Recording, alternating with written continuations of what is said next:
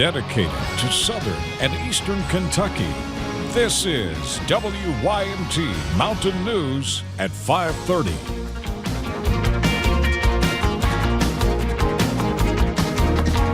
A southern Kentucky murder suspect remains on the run.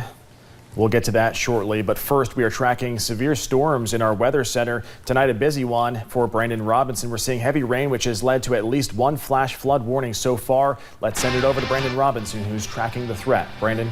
Yeah, Justin, we were taking a look at these showers and storms throughout the day, and they really started to fire up, but they're slow moving. That's the problem. Let's go right to the satellite radar, kind of show you what's going on right now across the region, what's been going on the last little bit. You can see they really started to fire in the last few hours, but as we go to live pinpoint Doppler radar, of course, we see that one flash flood warning. We'll get right to that one down into parts of Clay and Knox counties, more so Knox County at this point because of heavy rain. At one point, it's kind of diminished a little bit on the threat now, but we were seeing rain rates possibly of up to 4 inches plus per hour, and possible anyway, and now you're still seeing right there in that red next to the Scalf community at least about 2 1/3 there possibly. And then we go to another cell, doesn't have a warning on it, near Jackson there in Breathitt County, and we take a look at some of these rain rates, and some of these are a bit higher. Right there in that purple was almost 4 inches per hour potential rain rates anyway. And then we'll come down here to the one near Canoe, of course, just heavy rain falling across parts of the area. Down into southwest Virginia near the Norton community, we see over in Wise County, again I'm clicking on the purple just to the north there of Norton. That's 4.5 potential inches of rain per hour. So again, a very situation that's developing right now. We're going to continue to watch these, but that one active warning is the only one we have down there for parts of Knox and Clay counties. That goes until 8:15. Temperatures have dropped quite a bit over the last little bit. Headlines, we're going to see heavy rain for a while tonight, and then things start to dry out overnight, and then a muggy and hot weekend is ahead. I'll have the full forecast coming up in a few minutes. Justin. Brandon, thank you. A southern Kentucky murder suspect is still on the run more than a month after the crime. Nicholas Rucker is accused of killing his girlfriend, Vicki Connor, in the home they were staying in on May 22nd. There's been several possible sightings of him, but police say it's a mystery where he is. WYMT's Phil Pendleton talks with the man who says he saw Rucker moments after the murder, and he says he believes Rucker will do anything he can to avoid being caught. Because he lied to us. TK Park says he saw Nicholas Rucker moments after Vicki Connor was shot and killed near his home. He came out of the room, blood all over him, his hand. He got a gun. Moments later, he saw Rucker run off, and police say he's been on the run ever since. He will not go back to jail, because I know for a fact, he told me, I'm not going back to jail. Kentucky State Police have received a lot of tips on where Rucker may be. One of the more recent ones was that he was in Rockcastle County. There was another tip where someone looked like him was spotted in Florida. Whether any of these people is actually Rucker remains a big question.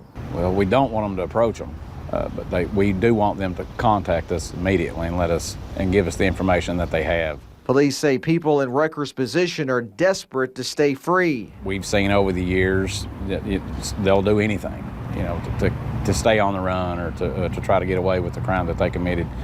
And they do things normally that the average person wouldn't do. Police say they believe Rucker is getting help from someone to stay away this long. In Whitley County, Phil Pendleton, WYMT Mountain News. Police say anyone caught helping Rucker will also face charges. We are still waiting to learn the names of the state troopers involved in a deadly officer-involved shooting yesterday. While serving a warrant at Stephen Sloan's home yesterday, officials say he had a gun and refused to drop it. Sloan was killed. This all happened on Blankenship Road in Wolfe County. No troopers were injured.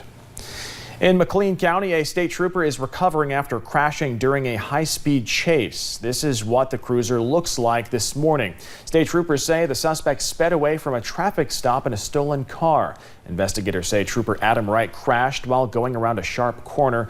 Trooper Wright suffered only some minor cuts to his face. The suspect, Tony Vanover, was later captured by deputies. He is facing 9 charges, including wanton endangerment of a police officer.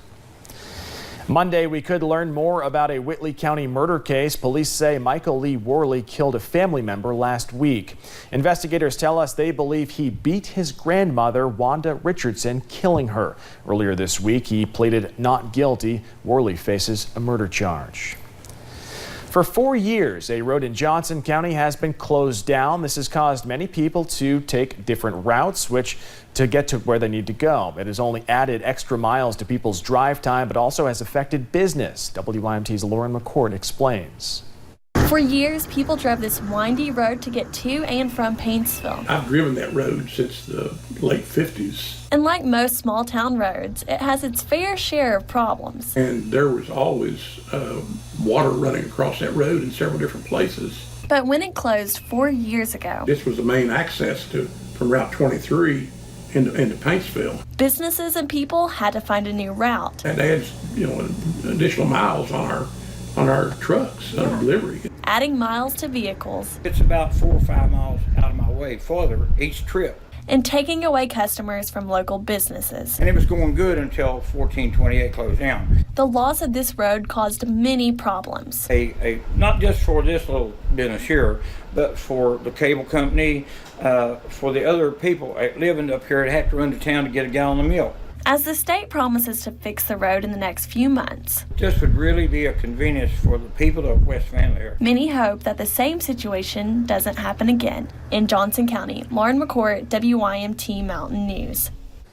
The Highway State Department says it hopes to get the project completed within the next 3 months. The Kentucky man who drove his car into a crowd of protesters during a white nationalist rally in Virginia has been sentenced to life in prison. James Field Jr. was sentenced today after pleading guilty in March to federal hate crime charges. In August of 2017, Fields was at the Unite the Right rally that drew hundreds of white nationalists to Charlottesville.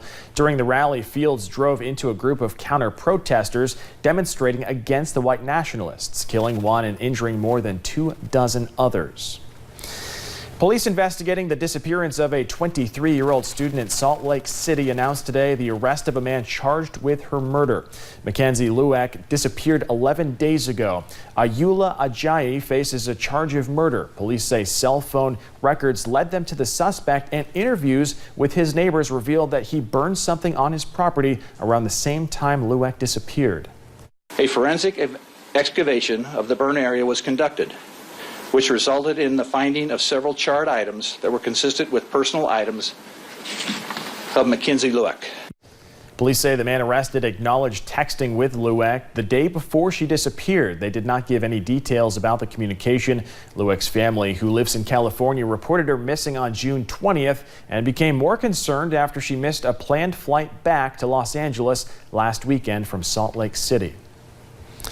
The Supreme Court will take up President Trump's decision to end DACA next term. That's the Obama-era program that protects hundreds of thousands of undocumented immigrants who came to the U.S. as children.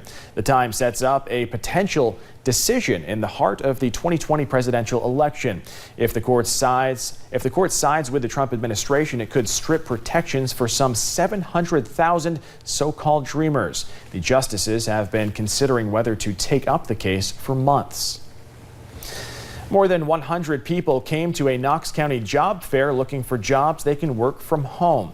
Managers with Teleworks USA say there are thousands of jobs available, more than they can meet the demand for. They say during our digital age, more companies are hiring for remote jobs. Managers say these jobs are especially helpful to those who have a hard time getting out or have to commute a long distance. One of our partner companies, Concentrix, one of our long-term partners, that's hiring for a chat position, and I mean it's a good paying job, $13 an hour sitting from home. Teleworks USA operations managers say these jobs are inbound jobs for companies with existing clients, not telemarketing. Coming up on Mountain News at 5:30, the FDA is releasing a list of dog food brands that may be linked to canine heart disease. We will share that FDA report that will have pet owners checking what they feed their pets. I'll continue tracking these heavy showers and storms moving across the region and tell you how they could affect your Friday night plans.